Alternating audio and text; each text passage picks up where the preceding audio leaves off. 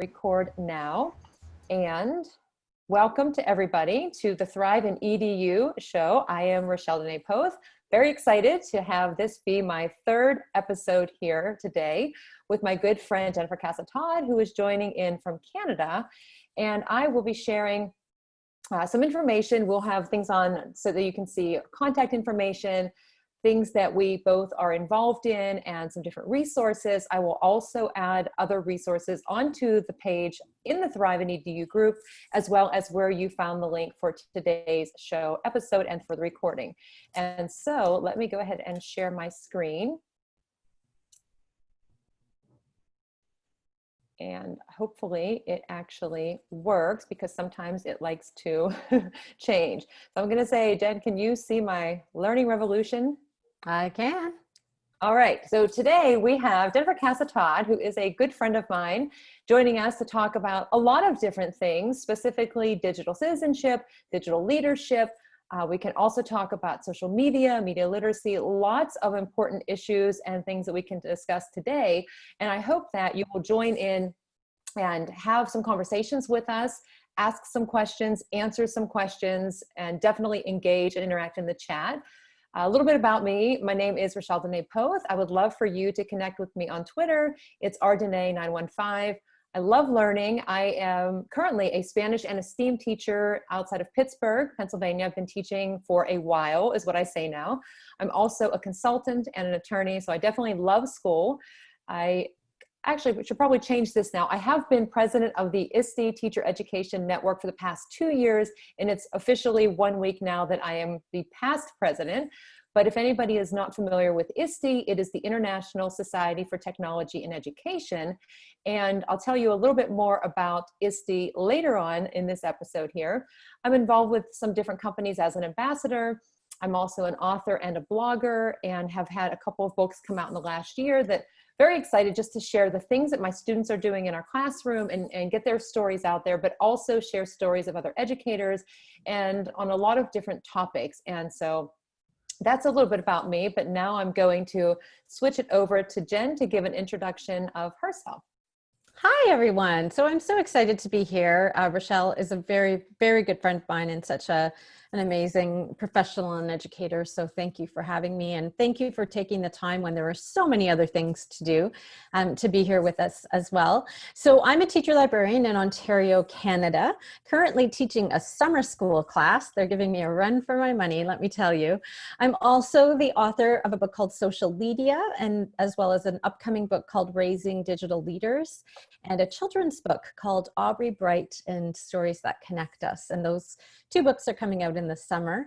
I'm so excited and proud to share that I'm the recipient of the ISTE Digital Citizenship PLN Award for this year. It was such a great honor and surprise to get that.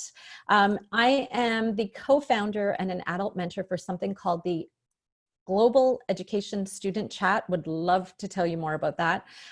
It is just an incredible student-led Twitter chat. It's hosted live on YouTube, and it's students talking about issues that are important to them and connecting with other classes in the world. So it's amazing.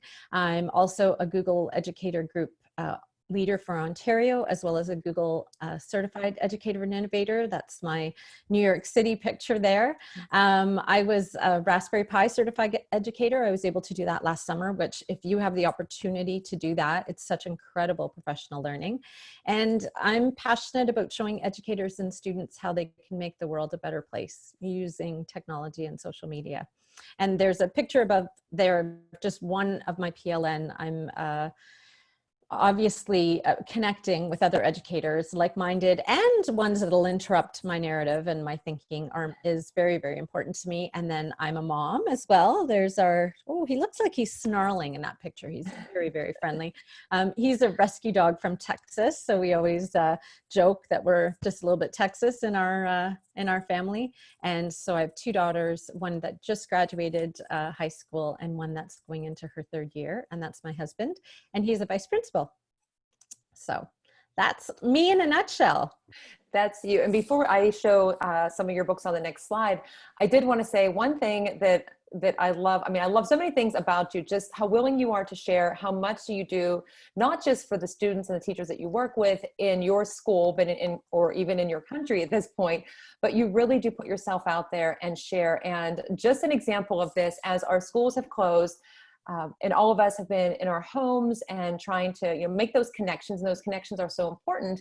Something that was so awesome that Jenn's family did was, and I have to bring it up, the virtual trivia. And so every Tuesday night, they had it together where they streamed it out on YouTube. People could join in from anywhere around the world, forming teams. My parents and a friend of ours joined on one team, used some different tools to kind of interact both in the chat on YouTube, but also had a Padlet where people could get to know each other. And it was just something that we looked forward to. I mean, there was so much learning in it, but just doing things like that and leveraging the tools and technologies for good and to connect people is definitely something that Jenn is amazing at doing. So if you want to know more, yeah, not to interrupt you, but these are some of the things, some of the works that Jenn has contributed to, but I'll let you talk about these, and then I'm actually going to stop screen sharing. Oh, no, that's okay. I mean, I've already kind of touched upon, Social Media was published in 2017. But when I look at it, there's so much that resonates, especially today as people realize, you know, that we need to connect with other humans using technology in these exceptional times. Raising Digital Leaders that's just the draft. Those are the two draft covers, because they haven't quite been solidified yet, and hopefully they're out by the end of the summer. And again, continuing along the same theme, Raising Digital Leaders is going to be that bridge with parents. So it's one thing for teachers to want to use social media for teaching and learning, but then, you know, what do those conversations look like at home?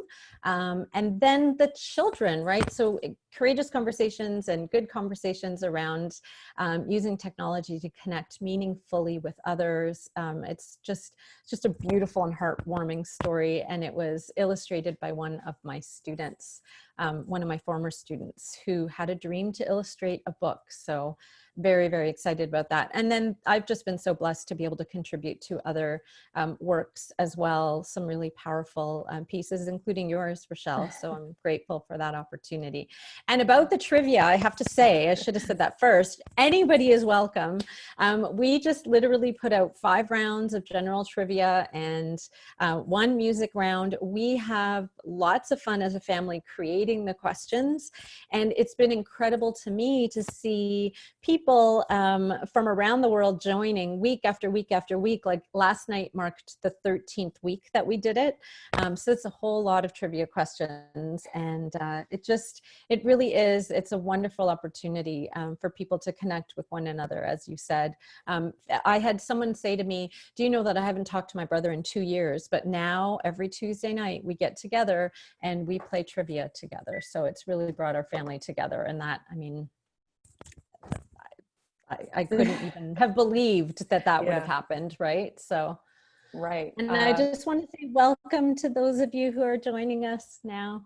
Yeah, and if you did just join in, please send in into the chat where you're joining us from. If you have any questions at any point or experiences that you want to share, things that you're curious about, because especially now as we're looking to what's the next school year going to look like, will our students and will we be working from and also learning from home, which of course involves technology. And so I think it's so important now, we have to really think about digital citizenship and what we're putting out there. And so I'll be asking her some questions, but of course, if there are some questions, this is definitely the time to ask. And then she does have a couple graphics that I'll share on the screen as well in a little bit, but I did want to go back to ISTE because she mentioned it. And for anybody who doesn't know, like I said, ISTE is the International Society for Technology and Education.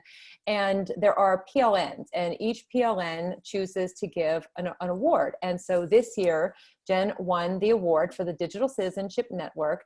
And the award is in recognition of an educator who consistently models and promotes excellent digital citizenship and mentors and leads others to be more active digital citizens. And I have absolutely no doubt whatsoever that just hearing her speak even up to this point and seeing the types of things that she's involved in, and our conversation as it will follow, that you will see that as well. And so very deserving for that award. Of course, I was very excited when I found out that you did receive that. So again, congratulations for that.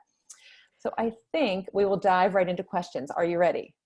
Yes, thank Okay. you. And I want to say, like, I humbly accept that award, but really, these courageous conversations around digital citizenship, I feel like, I've delved into the research around this. My master's project was on digital citizenship and leadership and student voice, but I think we all have such an interesting lens and perspective. So please do share in the chat some of the things that you know about, or resources that you use, because I think we're all better together when we share. Yep, absolutely agree. Okay, so first question for you. Okay. For anybody that doesn't necessarily know what digital citizenship is, what is a simple way maybe you could describe it, or why does it matter for us as educators? Why should we focus on it? So in social media, in my book, I used Mike Ribble's definition, which was how we interact with others when we're online, and understanding norms of appropriate behavior. So essentially, I think that encompasses it really well, right? How are we interacting with one another online? I feel like the problem, a huge problem, is that when we do this in our classrooms or in our schools, we tend to do a couple of things. Because digital citizenship doesn't necessarily sit in a curriculum, we tend to do this check. Okay, now we cover it because we need to cover it, and we go check, and we treat it as just a unit, when really digital citizenship, as you're using digital technologies, need to be interwoven into the context of what you're doing. So that would be the one thing of why I think it's important. We also need to understand that the more we are online, the more we need to help our students. We have to model, as well as help our students, how to not just leverage technology positively, but also to use it in such a way that they can get what they need, or have constructive conversations with people. And so I think it's really important, because the other thing that I'm seeing that's happening in schools is we continue to tell our students what not to do. We use that fear approach. And I'm not saying there aren't lots of things to fear online, but what I feel like is missing is the guided approach that we use for literacy, for numeracy, right? When we look at the gradual release of responsibility, for example, right? We show kids, how to react, how to behave, what to do, and then we gradually release them. And yet when it comes to digital citizenship, we seem to just focus on the negatives, never gradually release, and then wonder why they take so many missteps when they're on their own. For the most part, if an educator isn't helping a student navigate online spaces, unless they have a really tech savvy parent at home, they're kind of missing that. And so I think that's another reason why it's really, really important. In my experience, there's such a huge chasm between how kids behave and what they understand about the online world when they have a media mentor or caring adult in their life that has shown them, versus those who don't.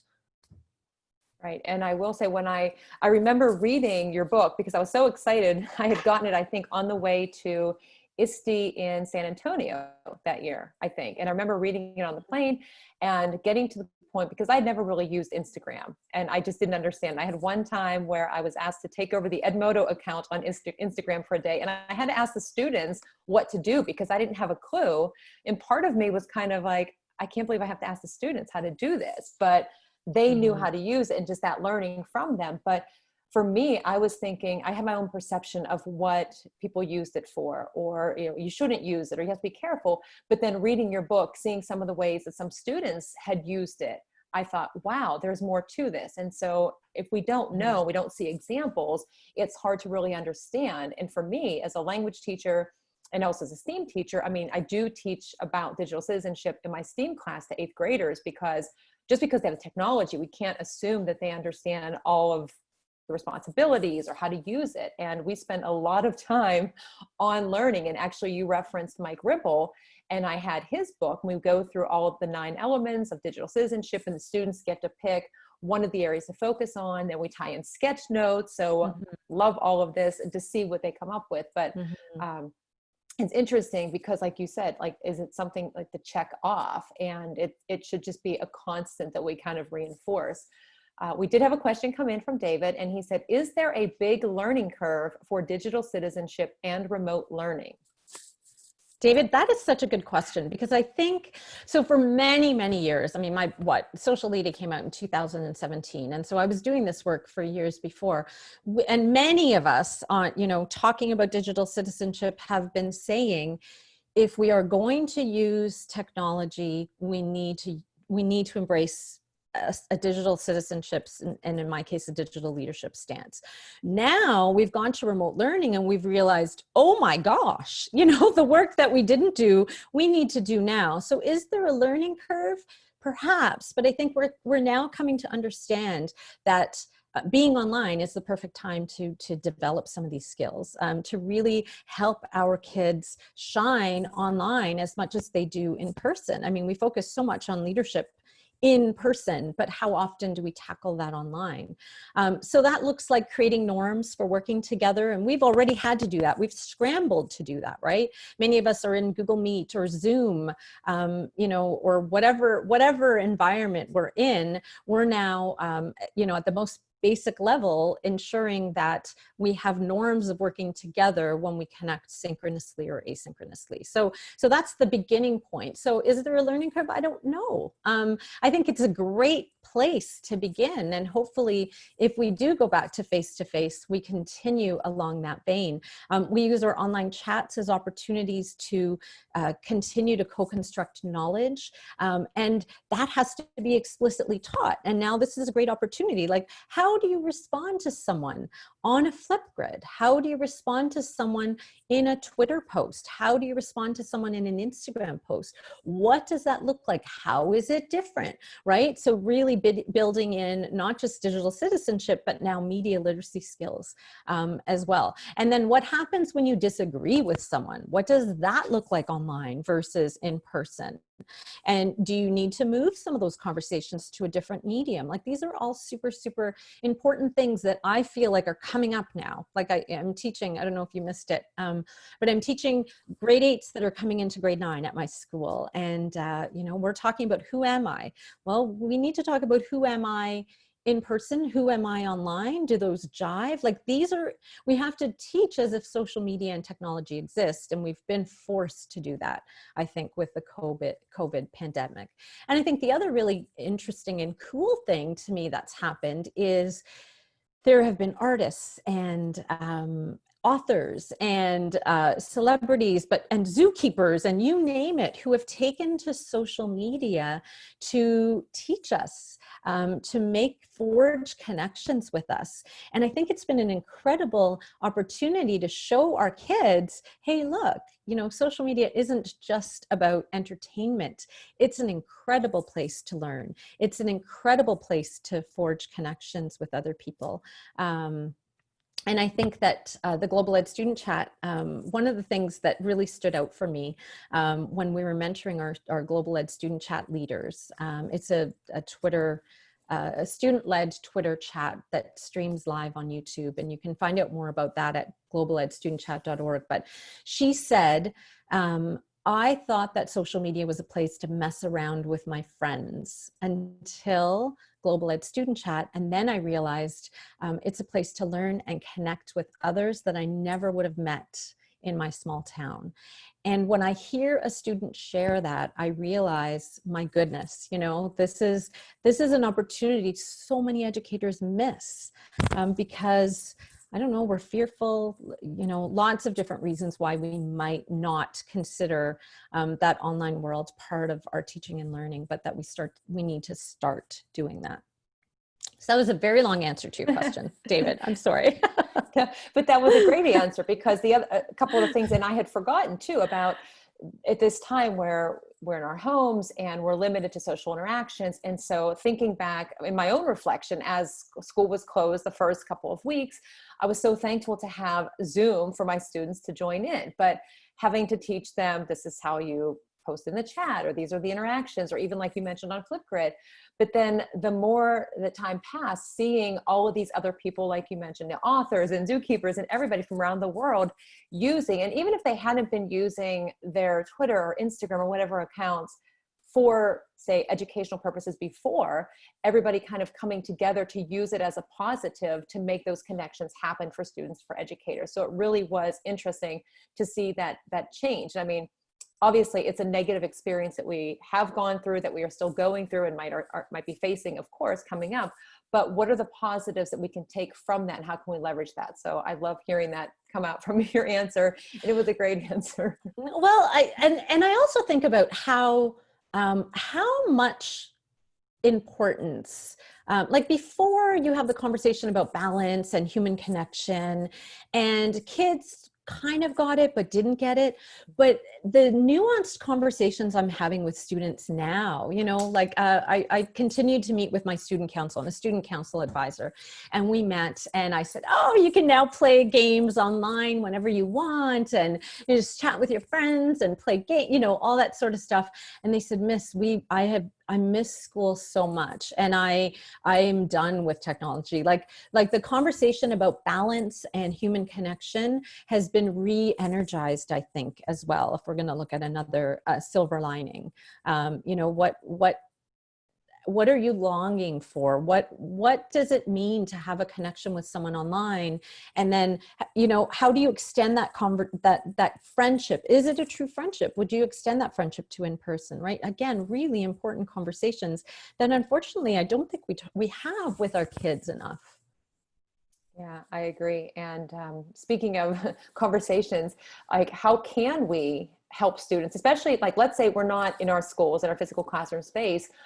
What are some things that we can do to help students figure out how to better navigate, or how to start to create their presence on social media? Because for some, I mean, if we're fully remote, we have students who are in kindergarten, first grade, second grade, using the technology, which is just mind-blowing to me, because we didn't have that kind of technology long ago. So any tips that you could share for some teachers here? Well, I think certainly with younger kids, one of the things, and you can go to my website, Casa-Todd.com, I advocate for using a class account. So I don't have my own class, so I have a book, you know, a library account, which I have purposefully and explicitly co-constructed with my students, so my book club students. And I have worked with teachers all around the world who have created a class account. So the kids come up with the handle and what the banner looks like. They help create the posts in a variety of different ways. You could have, you know, in one instance, my friend had a community, so he had a PR community, so that you're doing that scaffolding with kids. You're helping them to see, right? You follow awesome accounts, like, so that what they're seeing on the feed is about learning and positivity and sharing and growing and all that sort of stuff.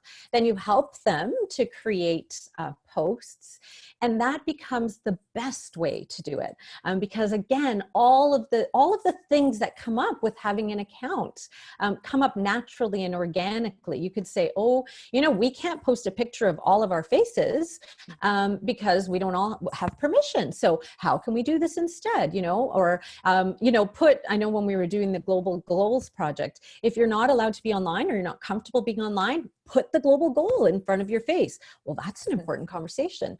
Developing a culture of consent, that's an important conversation. A sponsored ad comes up and you go, like, we're not following this person. Why is this showing up on our feed? That is an important conversation.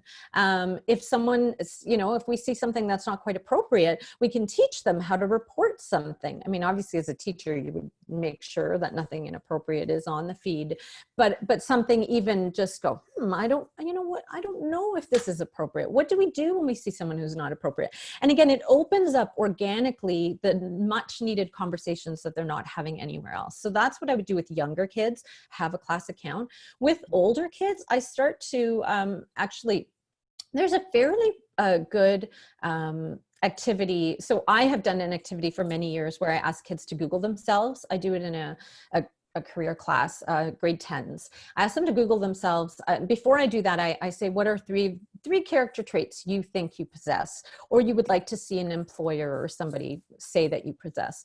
And then, is that true for your online presence? What does that look like? And so it's perfect for like a grade 10, 11, because they're thinking about career.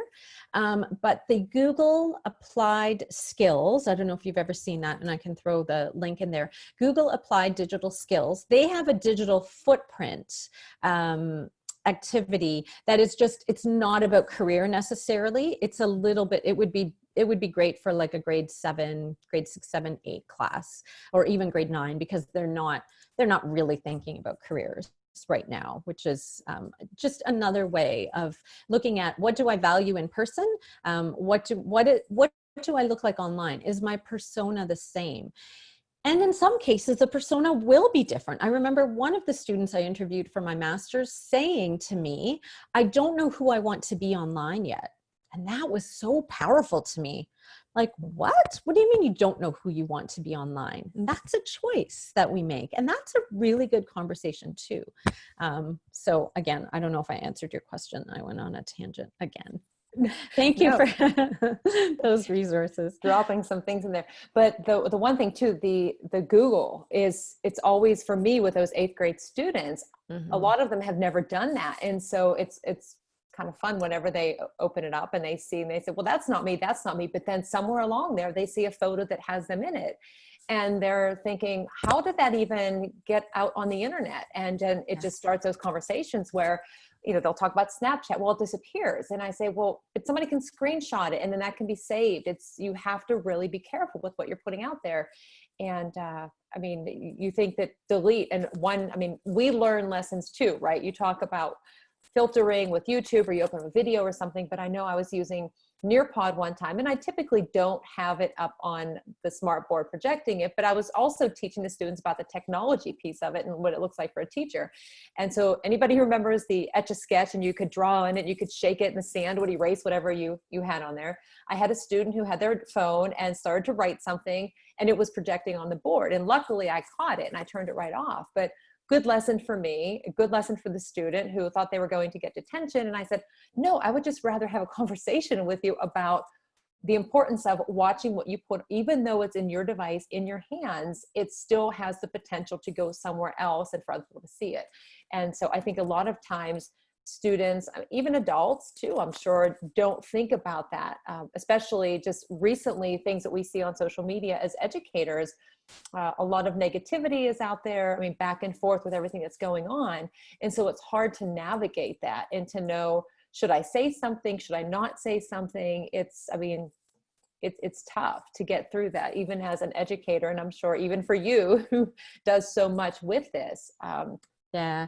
Well, one of the things I do advocate for, and I just created a wakelet today of, accounts to follow with your class account on Instagram, because social media is so much about who you follow, right? So if you're following organizations that are putting out, NASA or National Geographic Kids or Wonderopolis, or right, they begin to see social media in a different light than they normally see, because what they see, and like, they follow their friends, and then they follow entertainers, and then they follow celebrities, and then when you move down that path, your experience of social media is very different than when you start to then interrupt your feed with some of these positive things. And it's been really a good conversation with some of my older students about, how do you handle negativity online? This is grade 12. We had a mental health session, mental health and social media.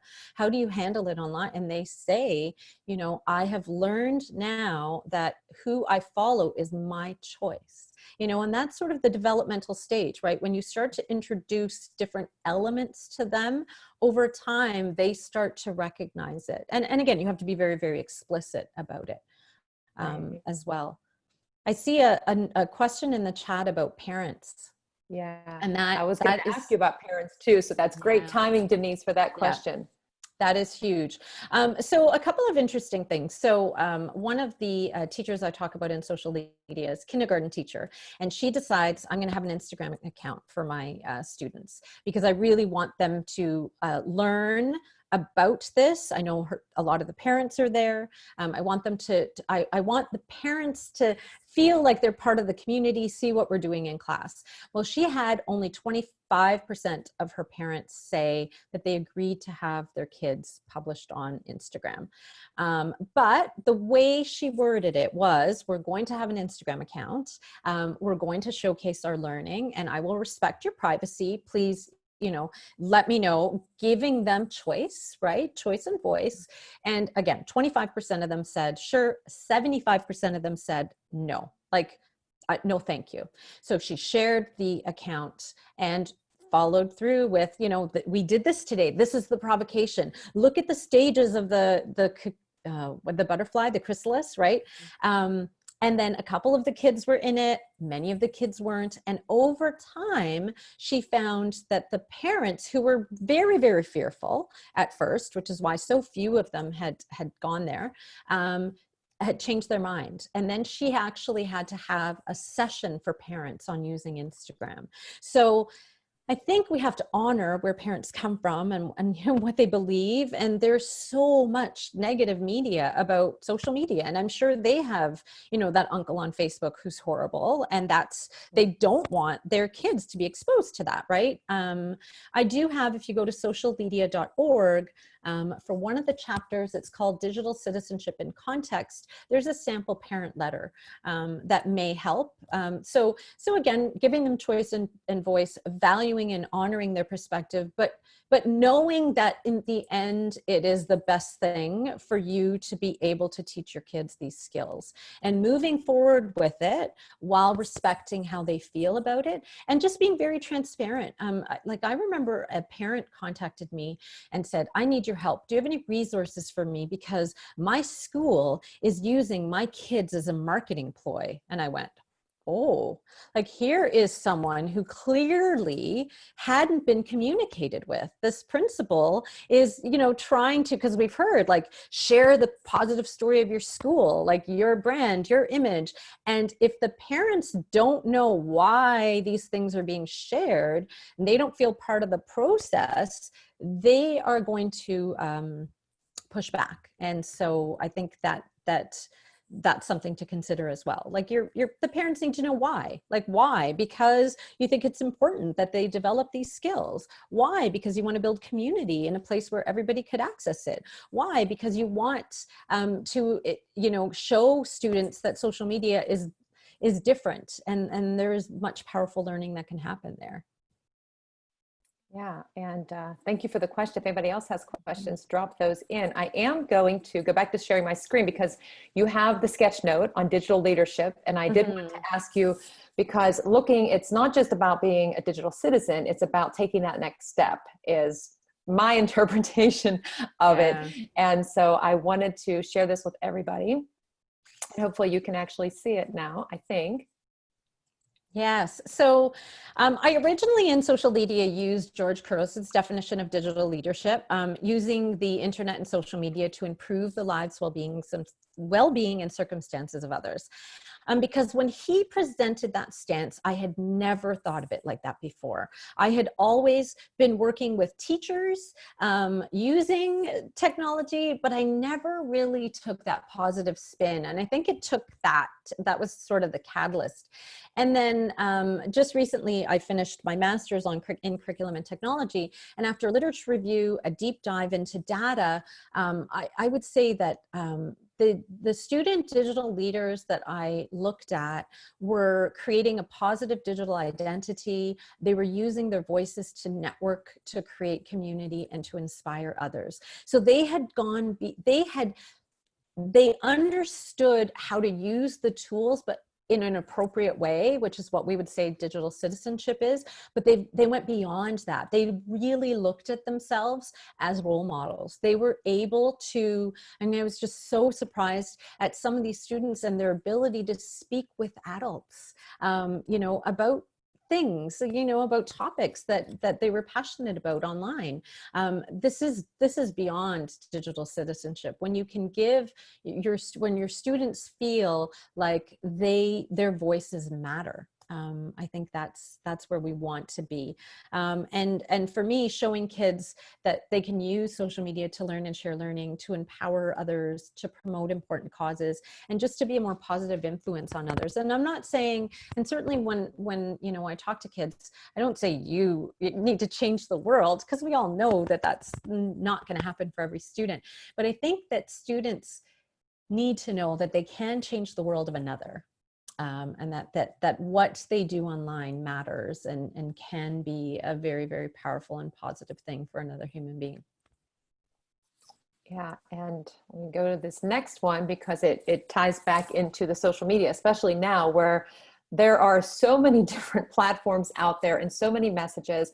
I mean, one question for you is, how do we help our students understand, I mean, looking at fake news and checking the validity, or thinking, I mean, even us as adults, I've seen so many different posts back and forth on Twitter and on Facebook, and people who've been friends and connected for years now fighting on social media. And it's, you know, how do you navigate that? And also in my mind, I'm thinking, okay, as a teacher, I really want to be careful what I put out there. And so I always think before you post, right? That's right. And I mean, what can we do to help our students, but also to help parents too, because they're going to be working with us over, I mean, whatever it's going to look like with school, this is going to be an ongoing thing. So we really need to prepare. Yeah, so the media triangle, I think, is so fundamental to this. And this is actually a sketch note that was created by my friend Jenn for my upcoming book, Raising Digital Leaders, because I found that I was doing this in the classroom, but I guess going back to the question about parents, like parents need to know this too, right? Like, so how do you create this in such a way that parents who don't have any experience with digital media at all could help their kids? And so I use this, and it's ironic because I started teaching 25 years ago. See the COVID grays? Yeah, it's that. But when I started, my very first job was a media literacy long-term occasional position, and I had to learn everything about media. And at the time we were using VHS, and I was looking at print advertisements, and I was using this media triangle. And that is that every media that is created is made up of a media text, an audience, and then some sort of production value. And that all media are constructions, that they all have value messages. Different audiences interpret them differently based on their own experiences. They have unique codes and conventions, and that media has special interests. And I have found this to be so, so useful in the classroom. Obviously, different ages, you're going to have to do this in a different way. But think about this body image thing, right? When we talk about how kids have a negative body image because they are bombarded with these images, right?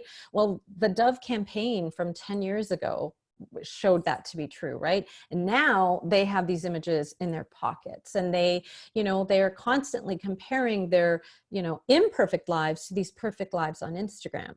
Except if they understand that media is a construct, right? That media are constructions.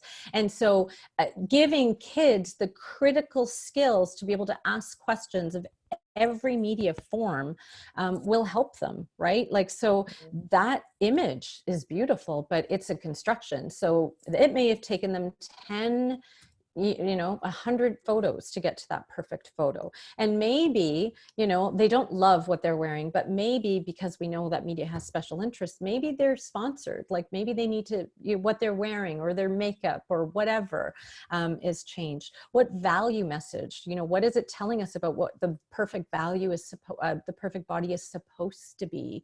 And then how might I interpret that if I'm someone who struggles with my weight as it is, or, struggles with my self-esteem? How am I going to interpret that versus someone who's okay? Because a Common Sense Media study came out and said that the true, I'm messing this up, I know, but that social media inherently isn't bad for you and doesn't create negative images. It's really more about, they looked at social emotional needs. So a child with low social emotional needs is going to be negatively impacted by that media, whereas someone with a very high social emotional sense of themselves it's not going to impact them at all. So the true work needs to be perhaps on the social emotional needs.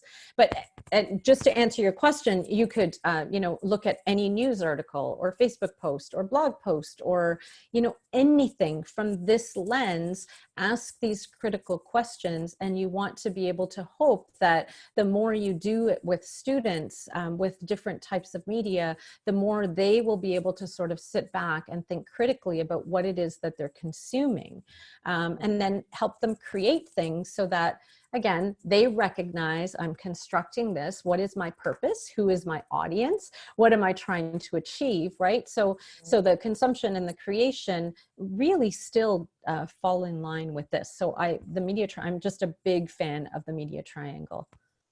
Yeah, and I'm that teaching and learning.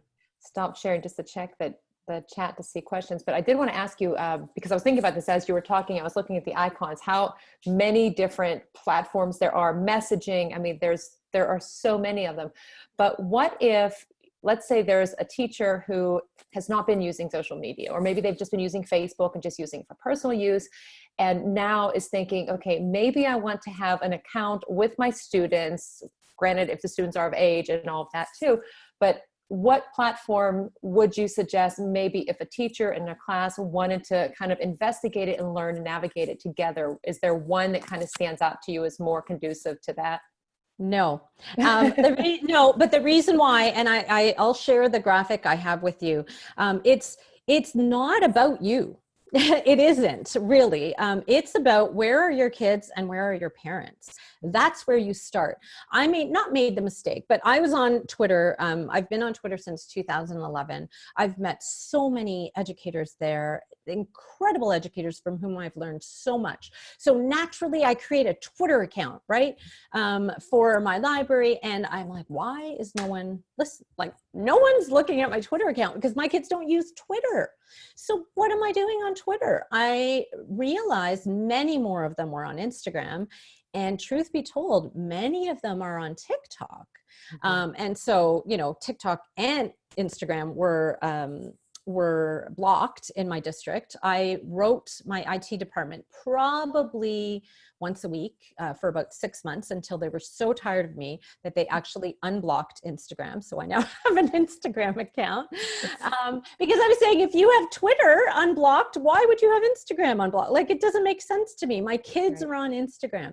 So I post on Twitter for a particular purpose. I've got the board of trustees are on Twitter. So I want to make sure they know what I'm doing.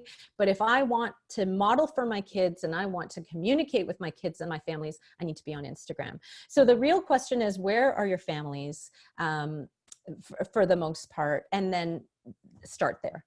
Because no matter where you go, whether you go Facebook or Instagram or Twitter or Snapchat, really, Snapchat not as much, but even TikTok, you are going to find people who learn and share learning, who empower others, who are positive. If you look, you will find. And I have developed resources for each of those that will give you a sense of who to follow. I love your answer. Because all right, it's the truth. It felt like if you would have asked me that question, because if you say just pick one, and I can't ever pick just one, I think through them. But I know that even when our schools close, in my school district, we are Microsoft school, but not everybody is using Teams, and everybody kind of had their own different thing. And for elementary teachers, several of them decided to go and set up on Facebook because they were looking at the comfort of the parents who were going to be supporting their kids and what was going to be something that was doable, manageable for them. And so they went to Facebook, which totally made sense to me. I said, oh, you know what? I didn't even think about that as an option. And then some other teachers were using Instagram. I do have to laugh about TikTok because I said I would never go on TikTok. I won't create a video. I will stand firm on that. But I think I spent about an hour and a half one night just watching some of them. I had no idea of all that's out there. And so it's interesting, even for Twitter, I had no idea of how much you could learn by having an account with Twitter. I thought it was just celebrities and news or whatever. I totally misunderstood it. I think I wrote 7 blogs about how I was wrong about all these forms of social media. And some of them might've been around the time I was reading your book too, especially like Instagram, like I told you. I think it was the story about one of your students that created a post about the prom and dresses and to post pictures, because so there wasn't that awkward, like, oh great, we're wearing the same dress, which for some people, big deal. But for some, that is such a big moment in their lives that to avoid that. And so I don't know if you want to tell that story, because I didn't tell it too well there, but that stuck out to me. No, that was a story, but I do want to pick up on the TikTok. So there were kids who would go into the library stacks, and I could see that they had their phone, and phones are banned in Ontario, except for educational use, right? So I'd be like, girls, are you TikToking in the library again? And they're like, titter, titter, do you know what TikTok is? And I said, yes, I know what TikTok is. But it was like, I followed a doctor who in the beginning of COVID had this really fun dance on how to wash your hands properly, right? And I thought, okay, kids, you need to watch this guy.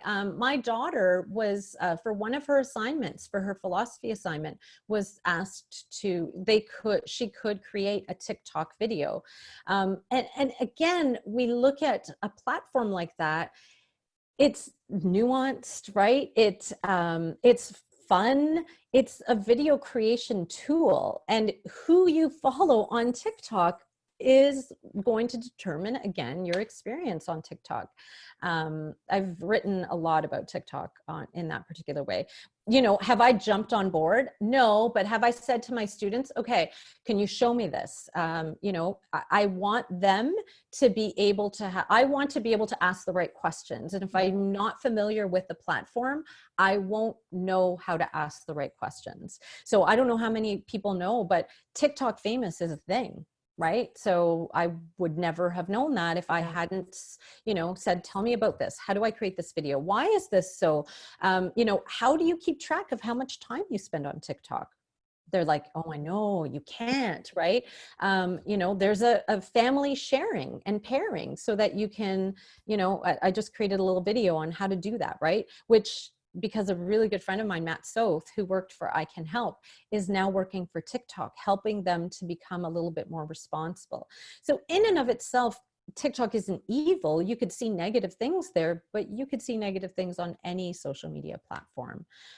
So it's about where are our kids, you know, and how can we help them navigate these spaces if they're only on there by themselves?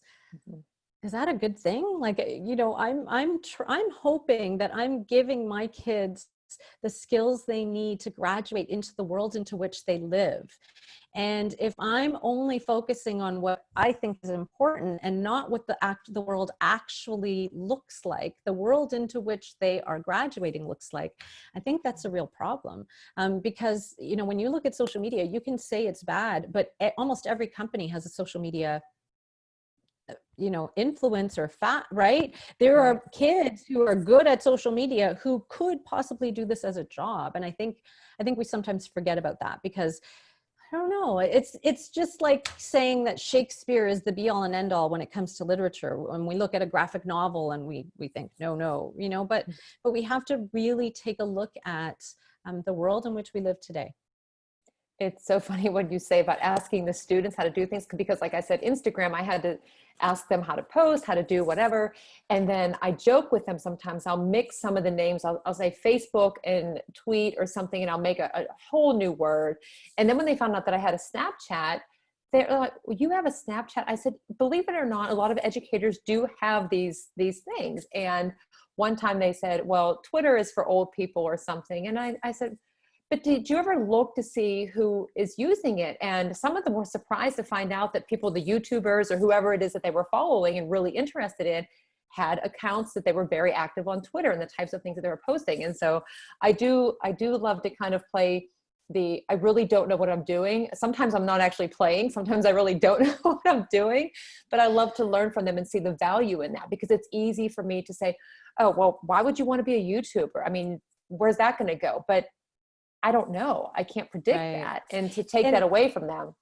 And I think what you're touching upon is that sometimes as adults we do make assumptions, and I think kids make assumptions too. But I remember there was a young woman at my husband's school who had seen the Humans of New York on, I guess she had seen it on Twitter or Facebook, I'm not sure.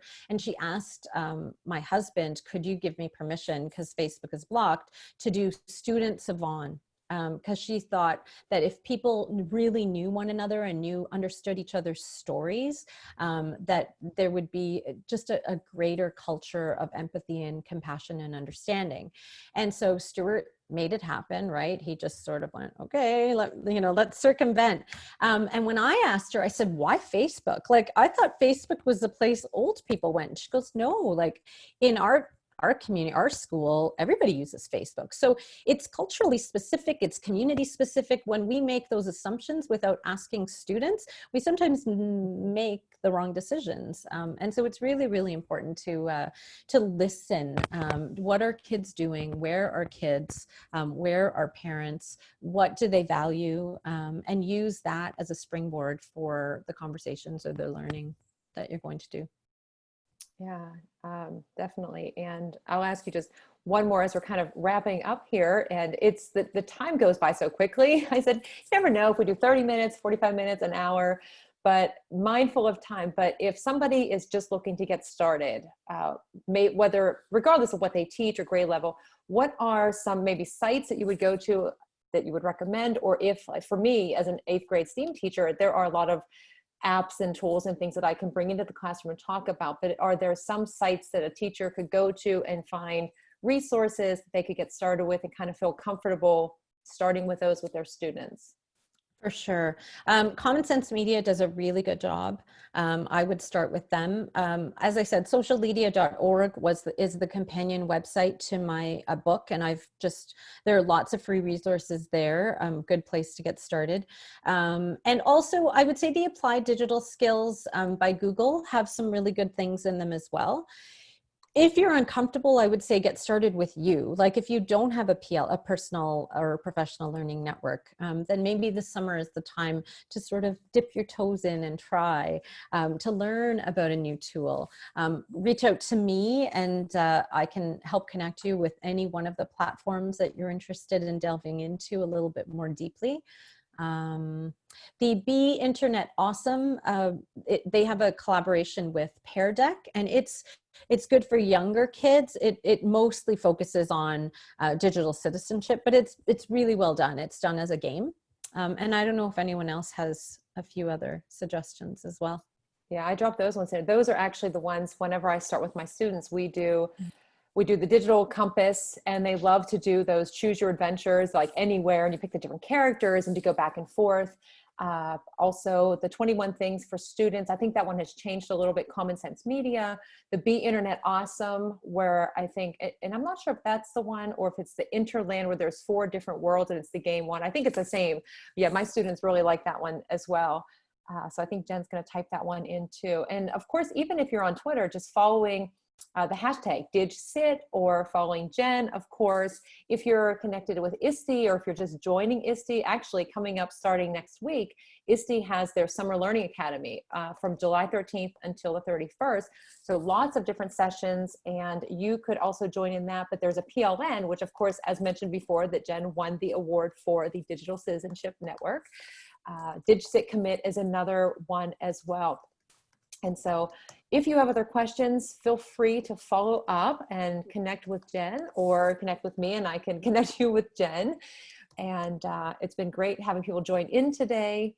Oh, thanks for dropping that in too. And I want to remind everybody that your book, Social Media, is the one that was out, I think you said 2017, and her new book that will be coming out, Raising Digital Leaders, Practical Advice for Families Navigating in Today's Technology.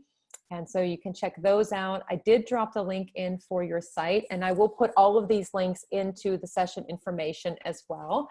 And I hope everybody joins in the Thrive in EDU group. I want to thank you, Jenn, for being here today and for joining and being my 3rd guest on the Thrive in EDU show. Thank you for having me. And thank you to everyone who took the time today to be here. I really, really appreciate it. There are so many other things you could be doing with your time. So I'm honored that you chose to spend it with us.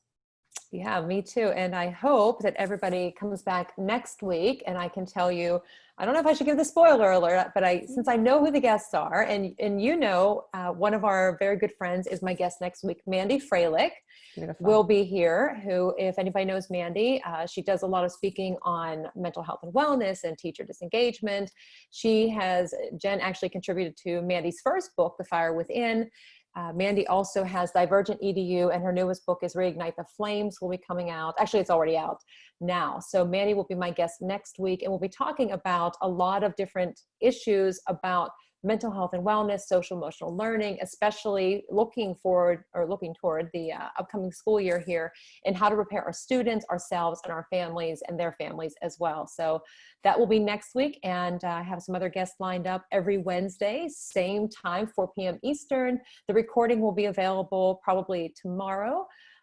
But if anybody has any other questions, I'll be hanging out here for a few minutes. I'm going to stop recording.